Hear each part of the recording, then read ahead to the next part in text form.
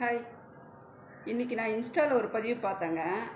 அவங்க என்ன சொல்கிறாங்கனாக்கா, பிறந்த வீட்டு பெருமையை புகுந்த வீட்டில் சொல்லக்கூடாது, புகுந்த வீட்டில் என்ன பண்ணாலும் பிறந்த வீட்டில் சொல்லக்கூடாது, அங்கே இருக்கிற கஷ்டத்தை இப்படி தான் சொன்னாங்க. புகுந்த வீட்டில் இருக்கிற கஷ்டத்தை பிறந்த வீட்டில் சொல்லக்கூடாது, அதுதான் ஒரு நல்ல பெண்ணுக்கு அழகு அப்படின்னு அவங்க சொல்கிறாங்க. இந்தமாரி சொல்லி தான் நிறைய பொண்ணுங்க அப்படியே போய் சேர்ந்துடுறாங்க மேலே. அந்த தவறை யாருமே பண்ணாதீங்க. புகுந்த வீட்டில் உங்களுக்கு எந்த ஒரு ப்ராப்ளமாக இருந்தாலும், பிரச்சனையாக இருந்தாலும் பெற்றவங்கக்கிட்ட சொல்லுங்கள். பெற்றவங்ககிட்ட சொல்லணும்னா கூட பிறந்தவங்கிட்ட சொல்லுங்கள் கண்டிப்பாக.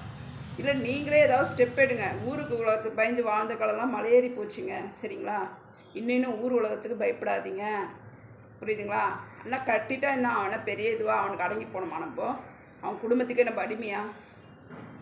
அந்த தவறு பண்ணவே பண்ணாதீங்க, சரிங்களா? ஏறி மெரிப்பாங்க நல்லா, சாணி மெரிக்கிற மாரி.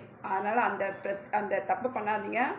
தயவுசெய்து அங்கே எதனா பிரச்சனைனாக்கா புகுந்த வீட்டில் சொல்லுங்கள், சரிங்களா? நீங்கள் பிறந்த வீட்டு பெருமையை அங்கே சொல்கிறீங்களோ சொல்லலை, அது உங்கள் விருப்பம். சொல்லணும் என்னன்னு கேட்டால், அப்போ தான் நம்மளை மதிப்பாங்க.